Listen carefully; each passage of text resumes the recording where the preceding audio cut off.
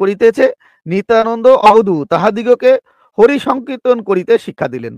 নিত্যানন্দ অবধূত কি করতেন? হরি নাম সংকীর্তন করতে শিক্ষা দিচ্ছেন। কাদের? যে বালকগুলো গরু চড়াচ্ছিলে তাদের। এবার হরি নামটা কি আমরা আরো ক্লিয়ার হয়ে যাবে। হরি সংকীর্তন করিতে শিক্ষা দিচ্ছেন নিত্যানন্দ, যে মহাপ্রভু এখানে হরিনাম হচ্ছে না বলে নিজে আত্মহত্যা করতে জলের দিকে এগোচ্ছে। তাই দেখে প্রভু কি করলেন? নিত্যানন্দ হরি নাম সংকীর্তন করতে কতকগুলো বালক যারা গরু চড়াচ্ছিলেন তাদের শিক্ষা দিলেন। দেখুন এখানে কি শিক্ষা হয়েছে, কি বলছেন। এটি হচ্ছে 9 নম্বর শ্লোক, আর অনুবাদ হচ্ছে এখানে এখানে বলছেন,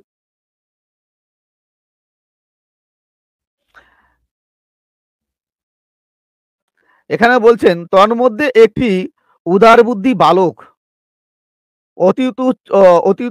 অতি উচ্চ কণ্ঠে হরিবোল হরিবোল বলিয়া পুনঃ পুনঃ আনন্দ করিতে লাগিলেন।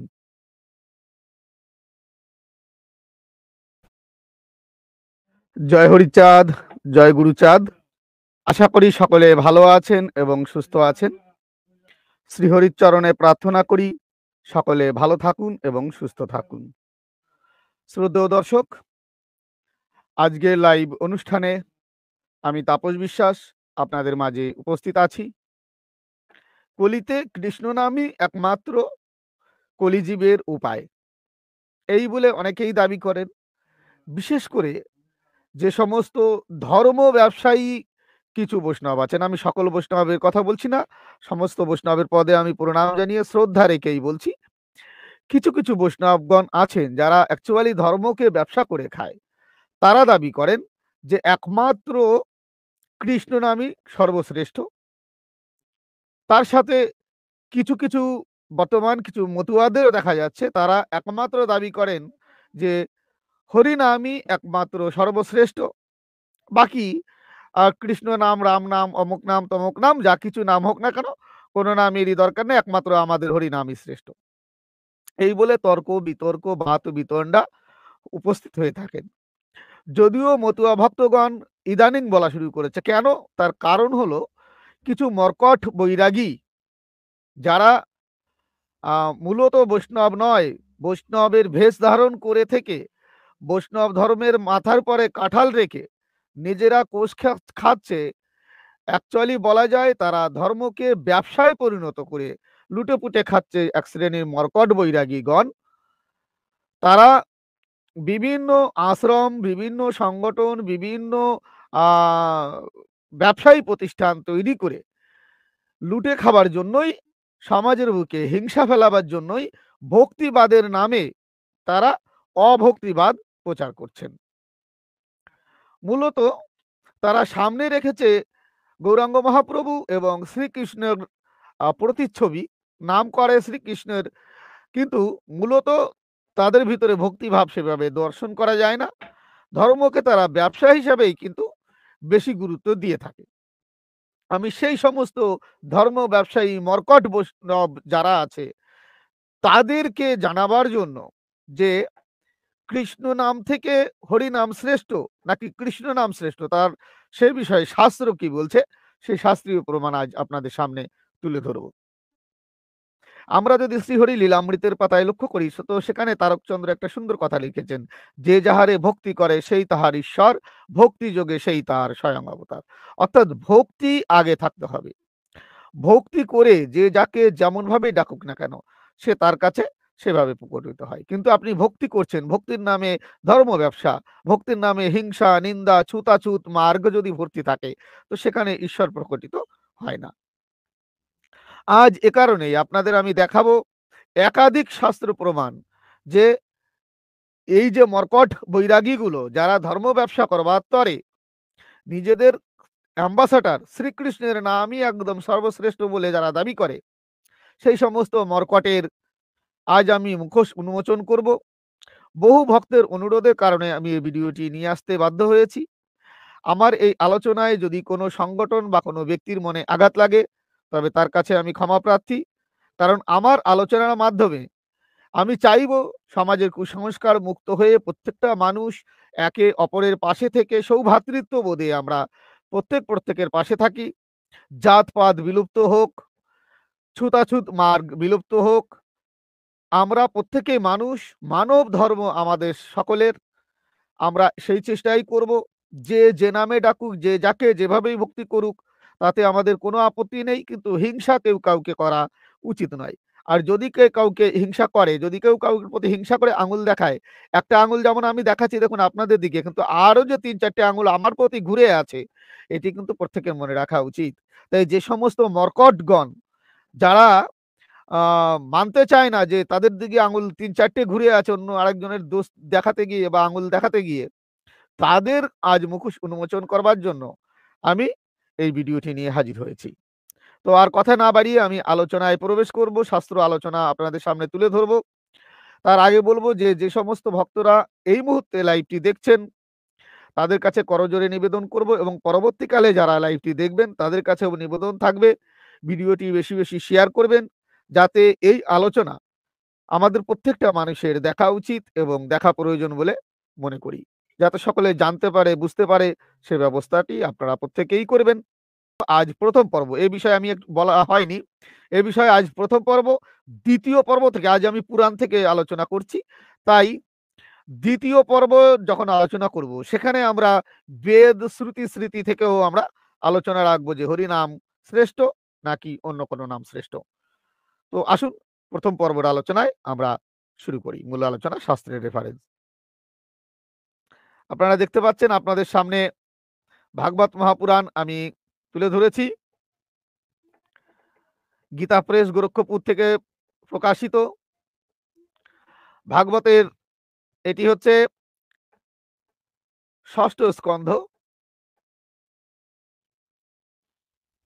ষষ্ঠ স্কন্ধের আমরা চলে যাব দ্বিতীয় অধ্যায়ে। চলে এসছি দ্বিতীয় অধ্যায়ে, সপ্তম স্কন্ধের দ্বিতীয় অধ্যায়ে। এই দ্বিতীয় অধ্যায়ে কি আছে? বিষ্ণুদূতের দ্বারা ভাগবত ধর্ম নিরূপণ এবং অজামিলের পরমধাম গমন। এই অজামিলের গল্প করেই এই মর্কটগুলো একদম ফাটিয়ে ফেলে, আর সেখান থেকেই তাদের প্রমাণ আমি দেখাচ্ছি। এখান থেকে আপনারা বুঝতে পারবেন ভক্তি কতটা শ্রেষ্ঠ। এই যে যত ব্রাহ্মণ্যবাদের ফাঁদে পড়ে যে সমস্ত ভক্তিবাদী মানুষগুলো আজ বিপথে চালিত হয়েছে, ভক্তি ভুলে গিয়ে তারা, যুক্তি ভুলে গিয়ে, ভক্তি ভুলে গিয়ে তারা আজ ব্রাহ্মণ্যবাদের পদতলে দলিত, তারা এখান থেকে আজ অনেক উপকৃত হবেন। এই আলোচনা শুনে অনেক তথ্য আজ জানতে পারবেন। মতুয়ারা কেন এমন উদ্দণ্ড ভাবে চলে, মতুয়ারা কেন এই বৈদিক ক্রিয়া বর্জন করে চলেন, এই বৈদিক শাস্ত্র থেকেই তার প্রমাণ আজ আপনারা বহু পাবেন। ভাগবত, শ্রীমদ ভাগবতের ষষ্ঠ স্কন্ধের দ্বিতীয় অধ্যায়ের 11 নম্বর শ্লোক এটি। এর অনুবাদ এখানে করা হয়েছে, দেখুন এখান থেকে আমি শুরু করছি। এখানে বলছে, বেদ অর্থবাদী বড় বড় মুনি ঋষিগণ পাপ নাশের জন্য কৃচ্ছ সাধন, চন্দ্রায়নাদি ব্রত ইত্যাদি বহু রকম প্রায়চিত্তের বিধান দিয়েছেন, কিন্তু সেই সব প্রায়চিত্তে পাপীর সমূল শুদ্ধি ততটা হয় না। শুনে রাখুন, যারা এই সমস্ত নিয়ে করে বেড়ান, যারা এই সমস্ত বেদবাদী বিভিন্ন কৃচ্ছ সাধন, চন্দ্রায়ন, ব্রত, প্রায়চিত্ত, অমুক টমুক নিয়ে থাকেন, তারা দেখে নিন ভাগবতের কথা পরিষ্কার কি বলছে, যে পাপীর সমূল শুদ্ধি ততটা হয় না। ভগবান নামে তার নাম সংযুক্ত পদাবলী উচ্চারণের দ্বারা তা হয়। তাহলে ভগবানের নাম, সেই নাম সংযুক্ত যে পদাবলী তার দ্বারা তা কিন্তু হয়, কারণ ভগবানের নামের দ্বারা পবিত্র কীর্তি, ভগবানের গুণাদি বিষয়ে উপলব্ধি হয়। এখানে গেল।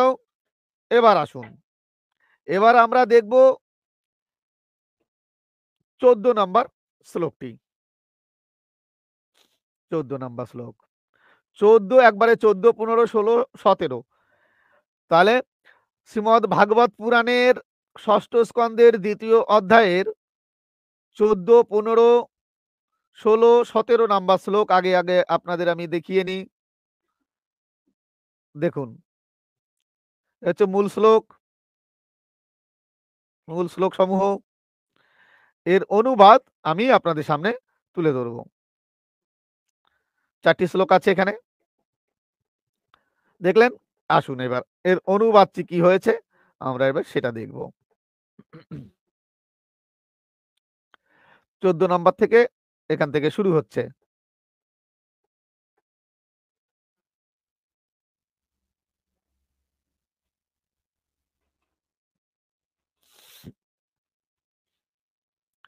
বলছেন, জ্ঞানী পুরুষগণ একথা জানেন যে সংকেত দ্বারা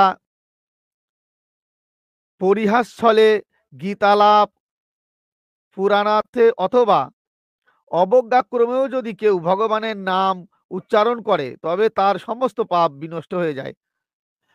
তাহলে 14 নম্বর শ্লোকের থেকে আমরা কি পাচ্ছি যে ভগবানের নাম সে যদি ইয়ার্কির ছলে কোনো রকম ভাবে এদিক ওদিক করে যে কোনো ভাবে বলুক তবে তার সমস্ত পাপ বিদূরিত হয়, বিনষ্ট হয়ে যায়, তার কোনো পাপ থাকে না। অথচ এই মর্কটগণ এই ভক্তির পথ ছেড়ে দিয়ে তারা জাটাকল নিয়ে বসে আছে। দেখুন তারপরে আবার বলছেন, যে ব্যক্তি 15 নম্বর শ্লোকের অনুবাদ পড়ছি, যে ব্যক্তি উচ্চ স্থান থেকে পতনের সময় পথ চলতে চলতে পদস্খলনের সময় ভগ্ন দেহ অবস্থায় অথবা সর্প আদি কর্তৃক দংশনকালে অগ্নিদগ্ধ অবস্থায় বা আহত হয়েও আহ বিবশ অবস্থায় হরি হরি বলে ভগবানের নাম উচ্চারণ করে সেই ব্যক্তিকে আর নরক যন্ত্রণা ভোগ করতে হয় না। 15 নম্বর শ্লোকের অনুবাদে পরিষ্কার বলে দিলেন যে যদি কেউ হরি হরি নাম উচ্চারণ করেন অর্থাৎ হরি নাম উচ্চারণ করেন তার আর নরক ভয় থাকে না। সে যেভাবেই নাম করুক, সে উলঙ্গ হয়ে করুক, বসে করুক, লাফায় করুক, ধুলায় গড়াগড়ি দিয়ে করুক, আর যে অবস্থায় করুক, তার সর্বদিকে পারমিশন দিয়ে দিচ্ছে শ্রীমৎ ভাগবত পুরাণ। অথচ এই ভাগবত পুরাণ মেনে চলে যারা বলে থাকেন যে সমস্ত মর্কটগুলো, তারা আবার এটাই মানে না, হরি নামই তারা করে না, তারা আবার অন্য অন্য নাম নিয়ে লাফালাফি করে বেড়ায়। যাই হোক, সে যে নামই করুক তাতে মুক্তি হয়, কিন্তু তারা যদি হিংসা না করতো আমার এই কথাটি বলা প্রয়োজন ছিল না। তাদের হিংসার জন্য আজ আমাকে হিংসা করতে হচ্ছে। যাই হোক, মনু প্রমুখ মহর্ষিগণ পাপের গুরুত্ব ও লঘুত্ব বিবেচনা করে গুরু ও লঘু নানা রকম প্রায়শ্চিত্তের বিধান করেছেন। তাহলে মনু কি করেছেন, বিভিন্ন পাপের লঘু এবং গুরু মানে ভারী এবং কম কম বেশি বিবেচনা করেছেন। বিভিন্ন রকম পাপ আছে তার বিভিন্ন রকম প্রায়শ্চিত্ত করেছেন। মনুর প্রায়শ্চিত্ত করাতে তাতে কি কি হয়, মুক্তি লাভ হয় কি? দেখুন এরপরে কি বলছেন। এরপরে বলছেন, এতে কোনো সন্দেহ নেই যে সেই সব তপস্যা দান জপ ইত্যাদি প্রায়শ্চিত্তের দ্বারা সকল পাপের পাপ নষ্ট হয়ে যায়, কিন্তু সেই সব পাপের দ্বারা যে সংস্কার উৎপন্ন হয় সেই সংস্কার নষ্ট হয় না, তা মলিন হৃদয় শুদ্ধ হয় না। হরিনাম কীর্তন রূপ ভগবত সেবার দ্বারা সেই সব সূক্ষ্ম পাপ সংস্কারও বিনষ্ট হয়ে যায়। পরিষ্কার মনু যে সমস্ত বিধান দিলেন যে তোমার তপস্যা করতে হবে, দান করতে হবে, জপ করতে হবে, এই যে অমুক তমুক যে বিভিন্ন ধরনের প্রায়চিত্ত, এই সমস্ত প্রায়চিত্তের দ্বারা পাপ নষ্ট হয় ঠিকই, কিন্তু তাতে একটা সংস্কার জন্মায় তার, সেটি কিন্তু দূরীভূত হয় না। একমাত্র হরিনাম করলে, হরি নামের কীর্তন করলে, যেটি মতুয়ারা করে থাকেন অর্থাৎ হরিনামের মাতাম অর্থাৎ বা হরি সংকীর্তন মহাসংকীর্তন বিভিন্ন কীর্তন আদি অর্থাৎ হরিনাম আদি যারা পরিবেশন করেন তাদেরই দ্বারা একমাত্র সমস্ত পাপ বিনষ্ট হয়। তাছাড়া পাপ বিনষ্ট করার আর কোনো উপায় নাই। এবার আসুন এই শ্রীমদ্ ভাগবতের দ্বিতীয় স্কন্ধের 46 নম্বর শ্লোকে আপনাদের আমি নিয়ে যাই, সেখানে কি বলছে একটু দেখে নেব।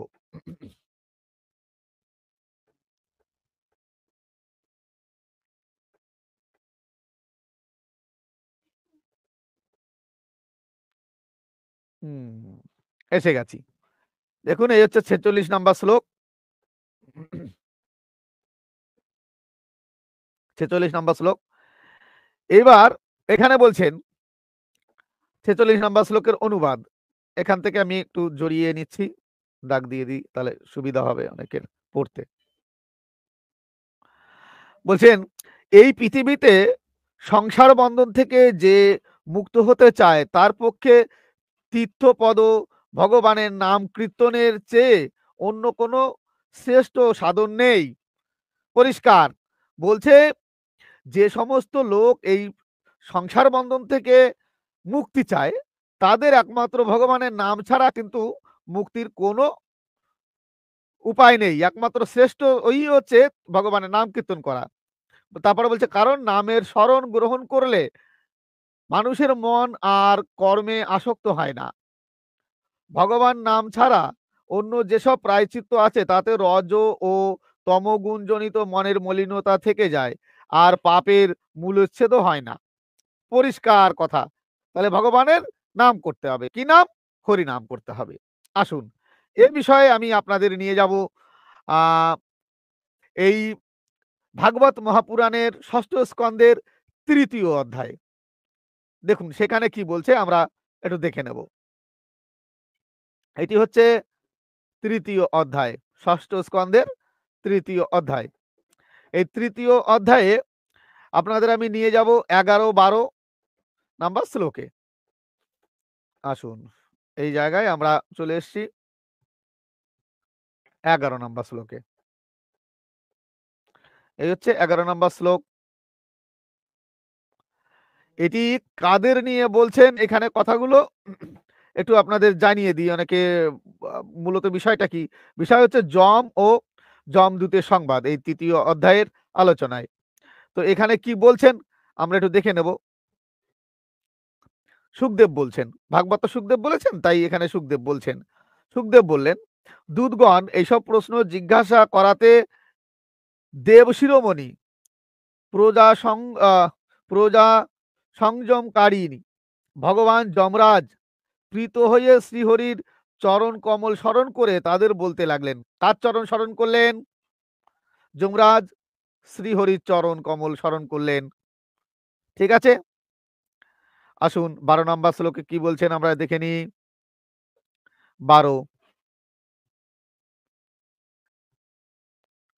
12 নম্বর শ্লোক, এটা মূল শ্লোক আর এই হচ্ছে অনুবাদ।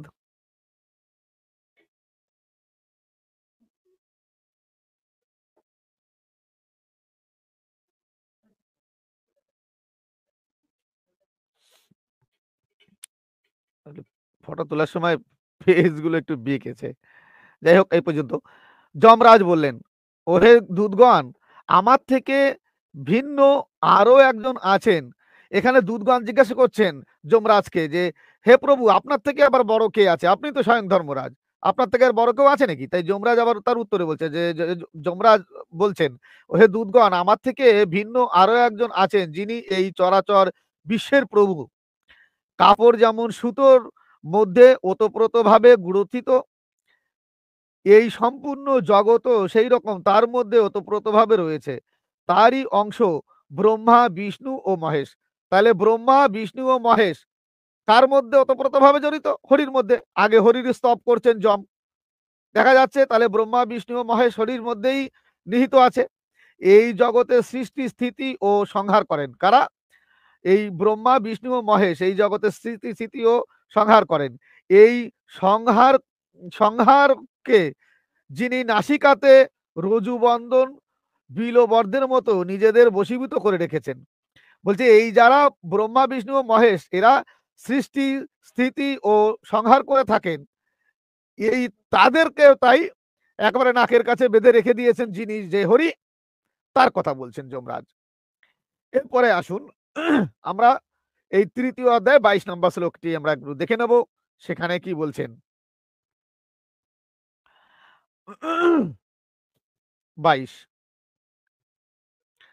22 নম্বর মূল শ্লোকটি দেখে নিন। এই যে এবার এর অনুবাদ এখান থেকে শুরু হচ্ছে। আমি একটু দাগ দিয়ে দিই, কারণ এখানে অন্য অন্য লাইনগুলো নিতে হয় একটু, নাহলে তো সোজা তারা একটা দাগ হয় না। এখান থেকে এই যে 21 শেষ হয়ে গেছে, এই হচ্ছে 22 পর্যন্ত। এই সংসারের জীবের পক্ষে নাম সংকীর্তনাদি দ্বারা ভগবত চরণে ভক্তি ভাব লাভ করাই শ্রেষ্ঠ ধর্ম। তাহলে শ্রেষ্ঠ ধর্ম কি? নাম সংকীর্তনের দ্বারা ভগবত চরণ অর্থাৎ শ্রী ভগবানের চরণে ভক্তি লাভ করাই হচ্ছে তার শ্রেষ্ঠ ধর্ম। তার আর কিছু নেই। অথচ এই যে শ্রেষ্ঠ ধর্ম, এই যে ভক্তি, এই ভক্তিকে সরিয়ে দিয়ে বিভিন্ন রকম তন্ত্র মন্ত্র, বশীকরণ, বিভিন্ন রকম জাতপাত, গোষ্ঠীর পিণ্ডি এনে এরা ধর্ম ব্যবসা করে চলেছে। আর তাকে সাই দিয়ে চলেছেন কিছু মর্কট বৈরাগী বৈষ্ণবগণ। আমি সকল কথা বলছি না। তারা ধর্মকে ব্যবসা করে এই বর্ণবাদীদের সঙ্গে হাত মিলিয়েছেন। যেখানে মহাপ্রভু আমার নিজে এই বর্ণবাদ ব্যবস্থা দূরীভূত করবার জন্য সারা জীবন অক্লান্ত পরিশ্রম করেছেন, ভক্তিবাদের প্রচার করেছেন, আর সেই মানুষটাকে বেমালুম এরা ভুলে গেল। যাই হোক, এবার দেখুন এই তৃতীয় অধ্যায় 25 নম্বর শ্লোক, এটি দেখে নিন। এর উত্তর এখানে এই যে মহা থেকে শুরু হচ্ছে, আমি যদিও এইখান থেকে দাগ দিয়ে দিই তাহলে আপনাদের বুঝতে সুবিধা হবে, পড়তে সুবিধা হবে। 25 নম্বর শ্লোকের অনুবাদ এখানে দেখুন। এই যে মহা 24 শেষ হয়ে গেছে উপরেরটাই, এটা বলছে মহা পণ্ডিতদের বুদ্ধি কখনো কখনো ভগবানের মায়াতে মোহিত হয়ে যায়। তাদের বুদ্ধি পুষ্পতুল্য অর্থবাদ বাক্য সমূহের দ্বারা মনোহর ও কর্ম প্রতিপাদক বেদভাগ অভিনিবিষ্ট থাকে। তার ফলে তারা বেদুক্ত বৃহৎ বৃহৎ কর্মসমূহে নিরত থাকেন। মহাজন রূপে প্রসিদ্ধ হলেও সেই রকম কর্মনিষ্ঠ পণ্ডিতগণ নাম সংকীর্তনাদি রূপ ভগবত ভক্তির মাহাত্ম প্রায়ই অবগত নন। এটি খুবই দুঃখের কথা।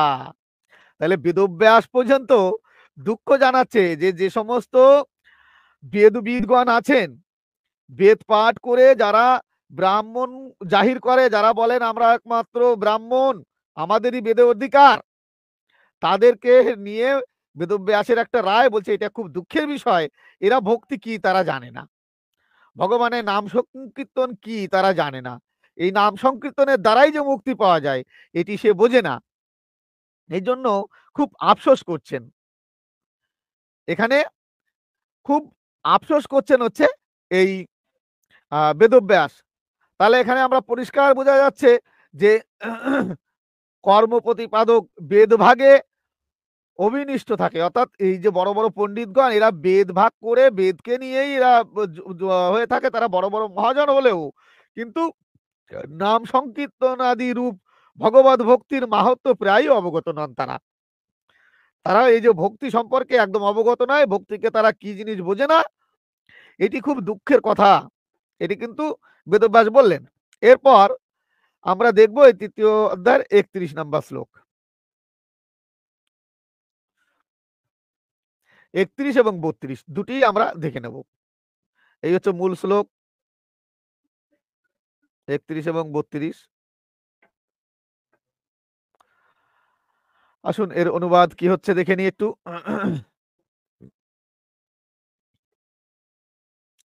দেখুন এখান থেকে আমি দাগ দিয়ে নিই। এখানে বলছেন, শ্রী সুখদেব বললেন, হে কুরু বংশধর পরীক্ষিত, অতএব এ কথা নিশ্চয় জানো যে অতি উৎকৃষ্ট পাপের সর্বোত্তম সমূল পাপ বাসনার নির্মলকারী একমাত্র প্রায়চিত্ত হলো কেবলমাত্র শ্রী ভগবানের গুণ লীলা এবং নাম কীর্তন। এর দ্বারা জগতের মহৎ মঙ্গল সাধিত হয়। 31 নম্বর শ্লোক হয়ে গেল। 32 বলছে, যারা ভগবান শ্রীহরির উদ্দাম কৃপায়, কারো কৃপায়, শ্রীহরির উদ্দাম কৃপায় পরাক্রম গাথা পুনঃ পুনঃ শ্রবণ কীর্তন করে তাদের হৃদয়ে প্রকৃষ্ট ভক্তির প্রকাশ হয়, সেই ব্যক্তি দ্বারা যে শুদ্ধি লাভ হয়, কৃচ্ছ চন্দ্রায়নাদি ব্রত দ্বারাও সেই আত্মশুদ্ধি সম্ভব নয়। তাহলে এখানে পরিষ্কার বলে দিলেন যে কি, যে এই যে হরি নাম কীর্তনের দ্বারায় যে আত্মশুদ্ধি হয় তাকে কিন্তু কৃচ্ছ চন্দ্রায়নাদি ব্রত এই সমস্ত দ্বারায় সম্ভব হয় না, এত পরিষ্কার বলে দিলেন। এইবার আসুন আমরা এই ভাগবতের একটু দেখে নেব যে এখানে সম্পর্কে, ভক্তি সম্পর্কে, এই হরিনাম সম্পর্কে, এই যিনি এই ভাগবতে কি টিকা করেছেন তিনি, আমরা এই জায়গাটিতে একটু চোখ বুলাবো, কি আছে একটু দেখে নেব। অনেকের মনে মনে ভাবতে পারে যে ভাই আমি কি আমার মতো করে বলছি না কি, যারা টিকা টিপ্পণী করেছে তারা কি জানে না, না বোঝে না, এই তাপস বিশ্বাস খালি উল্টোপাল্টা বলে। তো তাদের জন্যই আজকে আমি এই বিস্তারিত আলোচনাটি, আর এর পরে আলোচনা করব গীতা এবং বেদ উপনিষদ থেকে হরি নাম শ্রেষ্ঠ নাকি কৃষ্ণ নাম শ্রেষ্ঠ, যদিও নাম যেটাই হোক না কেন ভক্তি শ্রেষ্ঠ নাকি সে বিষয়ের পরে আগে আমরা দেখব তন্ত্র মন্ত্র প্রয়োজন আছে কিনা। এখানে বলছে দুষ্টচিত্ত মানুষও স্মরণ করলে ভগবান শ্রীহরির পাপ হরণ করে। তাহলে শ্রীহরির নাম হরণ করলে পাপ হরণ করে, না জেনে বা অনিচ্ছা সত্ত্বেও হাত দিলেও হাত পুড়ে যায়। ভগবানের নাম উচ্চারণ কেবলমাত্র পাপই নাশ করে, এর আর কোনো ফল নেই। এই ধারণা সম্পূর্ণ ভ্রান্ত, কারণ শাস্ত্রে বলা আছে, এখানে মূল শ্লোক বলল, হরি এই দুটি অক্ষর যে একবার মাত্র উচ্চারণ করেছে সে মোক্ষপ্রাপ্তির কাঠারি বেঁধে ফেলেছে। এই শাস্ত্র বাক্য থেকে সিদ্ধ হয় যে ভগবান নাম মোক্ষরই সাধন, মোক্ষের সাথে সাথে এটি ধর্ম অর্থ ও কামের সাধন। কারণ নামই যে ত্রিবর্গ সাধনের পথ, এ বিষয়ে ভুরি ভুরি প্রমাণ আছে। ন গঙ্গা ন, আচ্ছা আমি আবার সংস্কৃত বলা শুরু করেছি কেন। তো এরপর দেখুন বলছেন, এরপরে বলছেন যাহার জিহ্বায় হরি এই দুটি অক্ষর বিদ্যমান থাকে তার গয়া গঙ্গা সেতু বন্ধন কাশী পুষ্করের কোনো প্রয়োজন নেই। একদম ভাগবতের ষষ্ঠ স্কন্ধের দ্বিতীয় অধ্যায়ের যে তাৎপর্য লেখা রয়েছে আমি সেখানে পড়েই আপনাদের শোনাচ্ছি, যে যার জিহ্বায় হরি এই দুটি অক্ষর বিদ্যমান আছে বা বিদ্যমান থাকে তার গয়া গঙ্গা সেতু বন্ধ কাশী পুষ্করের কোনো প্রয়োজন নেই। অর্থাৎ তীর্থ ভ্রমণ তীর্থ স্নান সবকিছু ফলই সে ভগবান নাম উচ্চারণের দ্বারা পেয়ে যায়। পরিষ্কার কথা, হরি এই দুটি অক্ষর যে উচ্চারণ করেছে সে ঋগ্বেদ যজুর্বেদ সামবেদ ও অথর্ববেদের অধ্যয়ন সম্পূর্ণ করেছে। বাহ, হরি বল, হরি হরি। এই হরি দুটি অক্ষর যে উচ্চারণ করেছে সে দক্ষিণা সহিত অশ্বমেধ ইত্যাদি যজ্ঞের দ্বারা যজন সম্পন্ন করেছে। হরি এই দুটি অক্ষর মৃত্যুর পর পরলোকের পথে যাত্রী প্রাণীর পক্ষে পাথেয় পাথেয় স্বরূপ, সংসার সংসারে ব্যাধির সিদ্ধ ঔষধ এবং জীবের দুঃখ ক্লেশের পরিত্রাণ। তাহলে আমরা শ্রীমৎ ভাগবত থেকে পরিষ্কার বুঝতে পারলাম যে নাম সংকীর্তন অর্থাৎ হরি নাম করিলে সমস্ত কিছুই প্রাপ্ত হওয়া যায়।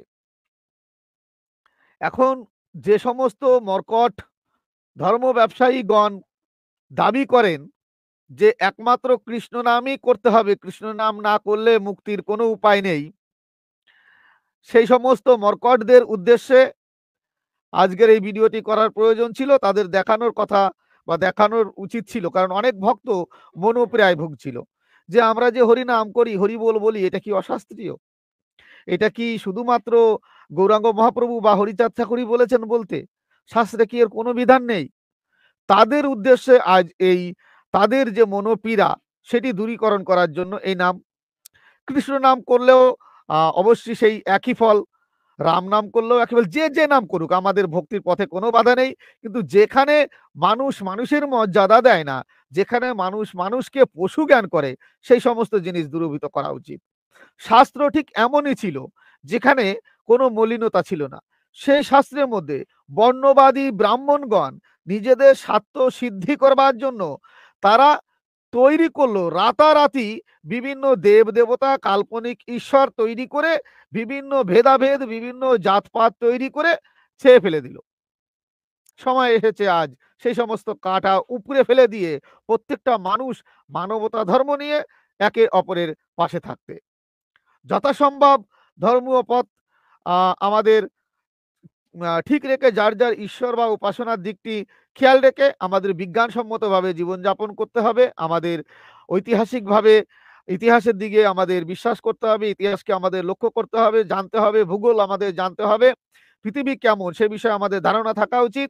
তার সাথে সাথে বিশ্বব্রহ্মাণ্ড কিভাবে অগ্রসর হচ্ছে, কোথায় এগোচ্ছে, বিজ্ঞানের যুক্তি কিভাবে কোন দিকে নিয়ে যাচ্ছে, বিজ্ঞান আমাদের জীবনে কতটা প্রয়োজন, সমস্তই আমাদের জানা উচিত, পড়া উচিত। সাথে সাথে যে যার উপাসক যে যার ঈশ্বরকে সে মানতে পারে। যদি কেউ ঈশ্বর বিশ্বাস না করেন, ঈশ্বর না মানেন, সেটাও তার সম্পূর্ণ স্বাধীনতা এবং তার সম্পূর্ণ মনের ব্যাপার। কারণ কি, সে ঈশ্বর না মানা সেটিও তার একটা ব্যক্তিগত স্বাধীনতার মধ্যে পড়ে। তাকে আমরা কেউ জোর করতে পারি না যে ঈশ্বর আছে আপনাকে মানতেই হবে। তার কাছে ঈশ্বর নেই, সে ভাবে যে আমার ঈশ্বর নেই, তো নেই। যদি কেউ ভাবে আমার ঈশ্বর আছে তো আসে, সেটা তার হৃদয়ে, ঈশ্বর বাইরে কখনো প্রকাশিত হয় না। মানুষের মধ্যে মানুষ রূপে তিনি সেই, যিনি মানুষ হয়ে এসছেন তার মধ্যে দিয়ে তার সেই শক্তি প্রকাশিত করে তিনি বিভিন্ন কর্ম আদি করতে পারেন, যেমন গৌরাঙ্গ মহাপ্রভু করেছিলেন, যেমন শ্রী হরিচাঁদ ঠাকুর করেছিলেন, বা অন্যান্য যে সমস্ত ভক্তরা যাদের ইষ্ট দেবতা মূলে মানেন তারা করেছিলেন। আমরা গৌরাঙ্গ মহাপ্রভু এ বিষয়ে কি বলছেন, হরি নাম শ্রেষ্ঠ নাকি কৃষ্ণ নাম শ্রেষ্ঠ? আজ কৃষ্ণ নামের সঙ্গে পাঙ্গা কেন দিচ্ছি? যদিও এটি উচিত নয়। কারণ কি, হরি নাম, কৃষ্ণ নাম, রাম নাম যে নামই করুন না কেন সেই তারই তো নাম। নামের মধ্যে কোনো প্রভেদ নেই যে যে নামই করুন সমস্ত নামেই তার একই ফল প্রাপ্ত হয়। কিন্তু শুধুমাত্র যারা হরি নামকে আঙুল দিয়ে দেখায় যে হরি নাম করলে কি হবে, হরি নাম করে লাভ কি, হরি বলে বলে লাভ কি, তাদের জন্য আজ এই ভিডিওটি। তাই আপনাদের কাছে করজনে প্রার্থনা করব, এই ভিডিওটি বেশি বেশি শেয়ার করবেন। আমাদের মানুষরা যে যেখানে আছে প্রত্যেকের জানা উচিত যে এমন একটা ভিডিও, এমন আলোচনা শাস্ত্রের বহু জায়গায় আছে। এরপরে আমি মানে বেদ, উপনিষদ, সংহিতা, গীতা এই সমস্ত নিয়ে, এই হরি নাম নিয়ে আলোচনায় থাকবো দ্বিতীয় পর্বের আলোচনায়। তো আসুন গৌরাঙ্গ মহাপ্রভু কি বলছেন আমরা দেখে নিই। এই গোবিন্দ দাসের করচায় আমরা দেখব যে গোবিন্দ দাস কি লিখেছে মহাপ্রভু সম্পর্কে। এখানে আমি একটু ফুল স্ক্রিন করে নিচ্ছি, তাহলে আপনাদের সুবিধা হবে। দেখুন, এই হচ্ছে গোবিন্দ দাসের করচা, আর এই হচ্ছে গোবিন্দ দাসকে এঁকেছে হাতে। মহাপ্রভুর সাথে সর্বক্ষণ থাকতেন, মহাপ্রভুর পোটলা বয়ে নিয়ে বেড়াতেন। তো আসুন এবার আমরা দেখে নিই, মূলত গ্রন্থের মধ্যে আমরা প্রবেশ করব। মূল সংক্ষিপ্ত সার ও পরিশিষ্ট সহ গোবিন্দ দাসের করচা, মধুসূদন কর্মকার সম্পাদিত, দেশ পাবলিশার্স, কলকাতা থেকে গ্রন্থটি প্রকাশিত। এ হচ্ছে গোবিন্দ দাসের বাড়ি, সংস্করণ করে পরবর্তীকালে একটু বাদিয়ে বুদিয়ে ভালো করা হয়েছে, না হলে কাঁচা বাড়ি এখানে ছিল। এই গোবিন্দ দাসের বাড়ি, এই বর্ধমানে বাড়ি গোবিন্দ দাসের। এই গোবিন্দ দাসের করচায় আমরা প্রবেশ করলাম। করচায় দেখুন, প্রথমে এখানে বলছেন মহাপ্রভু কি নাম করতে, দেখুন, তিনি হরি বলি অশ্রুপাত করে মোর গোরা, পিচকারি ধারা সম বহে চক্ষু ধারা। তিনি হরি বলে অশ্রুধারা পাত করতেন এবং তার চোখের দিয়ে জল বেরোতো, মনে হতো যেন পিচকারি দিয়ে জল বেরোচ্ছে। এরপরে দেখুন আবার বলছেন যে কি বলছেন, মহাপ্রভু গোবিন্দ দাসকে বলছেন যে হরি নাম মহামন্ত্র দীক্ষা নাহি যার, সেই নাম পথে ঘাটে করিব প্রচার। এই যে হরি নাম, শুধুমাত্র হরি নাম দিয়ে কিন্তু কেউ আজও পর্যন্ত দীক্ষা দেয় না, বা দীক্ষা কোনো মন্ত্র নেই। এই হরিনাম মন্ত্র একমাত্র মতুয়াদের আছে বর্তমানে দেখা যায়। বাকি এই হরিনাম মন্ত্র কেউ কিন্তু নেয় না, আর হরিনামে দীক্ষা নেই, এটি ছিল না। গৌরাঙ্গ মহাপ্রভু এসে এই নাম দিলেন এবং হরিচাঁদ ঠাকুর এই নামের দীক্ষার বিধান প্রচার করলেন। যাই হোক, এখানে বলছেন হরিনাম মহামন্ত্র দীক্ষা নাই যার, সেই নাম পথে ঘাটে করিব প্রচার।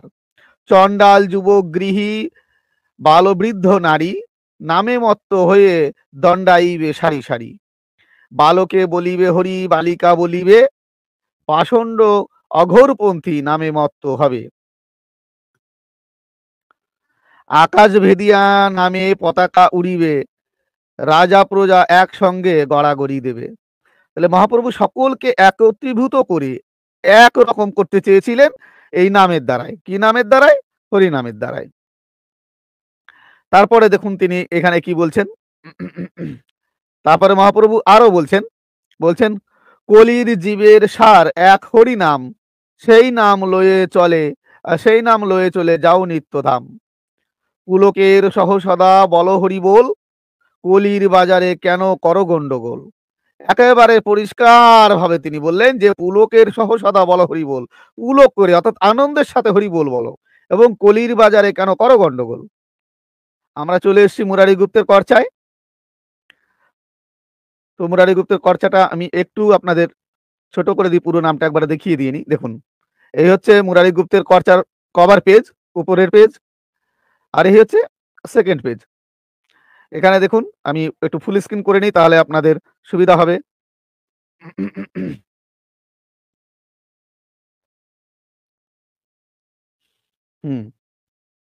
বৈষ্ণবাচার্য শ্রী হরিদাস গ্রন্থাবলী, এই অনুবাদিত যত গ্রন্থ আছে সেই সমস্ত গ্রন্থ ওনার।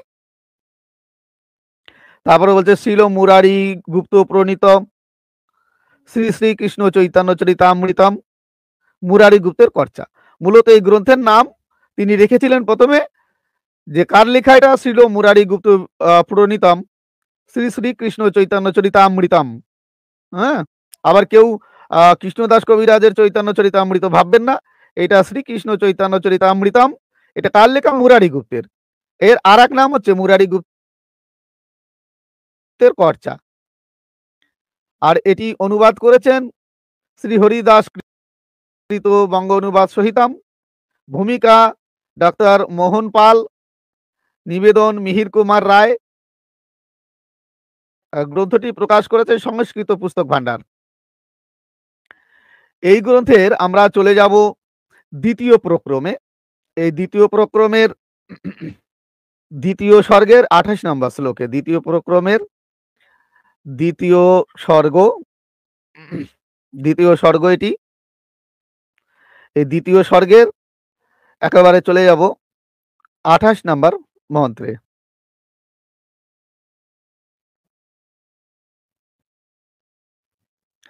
আঠাশ, এখানে দেখুন মহাপ্রভুর বলছেন, বলছে হরের নাম হরের নাম হরের নামৈব কেবলম কলৌ নাস্তেব্য নাস্তেব্য গতিরানাথা।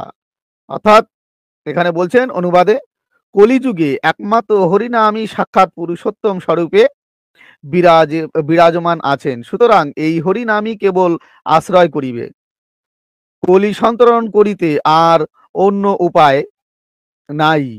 ব্র্যাকেটে রয়েছে জ্ঞান কর্ম যোগাদি নাই।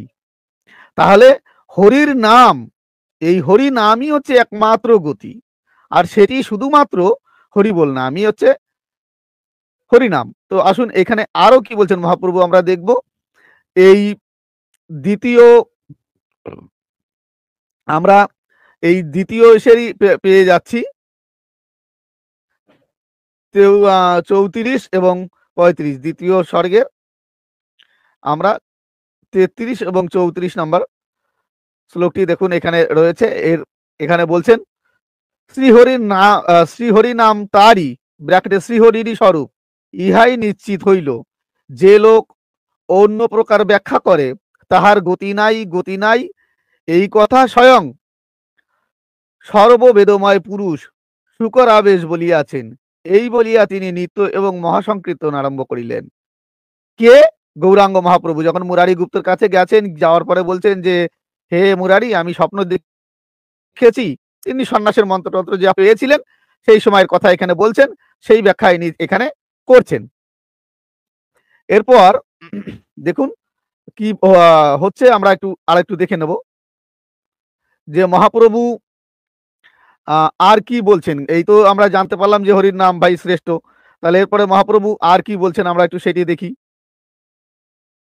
এবারে দেখবো আমরা তৃতীয় প্রক্রমে, তৃতীয় প্রক্রমের তৃতীয় স্বর্গ আমরা যাব, তৃতীয় প্রক্রমের তৃতীয় স্বর্গে যাব। তৃতীয় স্বর্গ, তৃতীয় স্বর্গের 7, 8, 9 নম্বর শ্লোক আমরা দেখব। দেখুন 7 নাম্বার শ্লোক, এই যে আমি এটা ছোট করে নিলাম যাতে আমার দাগ দিতে পারি, ফুল স্ক্রিন করলে দাগ দেওয়া যাচ্ছিল না। 7 নাম্বার এর অনুবাদ এখানে রয়েছে, দেখুন এখানে বলছেন এই মহাপ্রভু একটু বলে দিই, সন্ন্যাস নিয়েছেন ভারতীর কাছে সন্ন্যাস নিয়ে তিনি যাচ্ছেন। যেতে যেতে যে গ্রাম দিয়ে যাচ্ছেন সেটি ব্রাহ্মণদের গ্রাম। সেই গ্রামে কেউ হরিনাম করছে না। তাই শুনে মহাপ্রভু কি বলছেন দেখুন। বলছেন, "এই ব্রাহ্মণ কুলসেবিত দেশেও কেন হরিনাম শুনিতেছি না?" এইভাবে মৃত্যু নির্ধারিত করিয়া প্রভু জলের নিকট যাইতে যাইতে, তারপর এবার দেখুন ৮ নাম্বার শ্লোকের অনুবাদ এখানে রয়েছে। দেখিলেন কতকগুলি বালক গোচারণ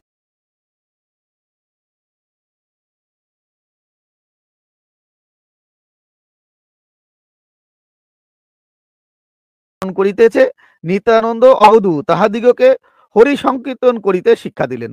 নিত্যানন্দ অবধূত কি করতেন? হরি নাম সংকীর্তন করতে শিক্ষা দিচ্ছেন। কাদের? যে বালকগুলো গরু চড়াচ্ছিলে তাদের। এবার হরি নামটা কি? আমরা আরো ক্লিয়ার হয়ে যাবে। হরি সংকীর্তন করিতে শিক্ষা দিচ্ছেন নিত্যানন্দ, যে মহাপ্রভু এখানে হরিনাম হচ্ছে না বলে নিজে আত্মহত্যা করতে জলের দিকে এগোচ্ছে।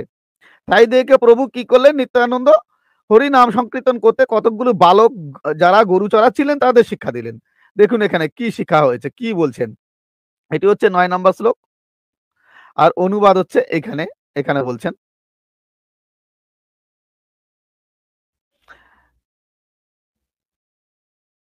এখানে বলছেন, তন্মধ্যে একটি উদার বুদ্ধি বালক অতি উচ্চ অতি উচ্চ কণ্ঠে হরি বল বলিয়া পুনঃ পুনঃ আনন্দ করিতে লাগিলেন। তাহলে কি নাম বলতে লাগলেন? এখানে কিন্তু হরে কৃষ্ণ বলে কিন্তু নৃত্য করছেন না। মহাপ্রভুকে মরতে যেতে দেখে নিত্যানন্দ মহাপ্রভু কি করলেন? হরি সংকীর্তন নামে শিক্ষা দিলেন।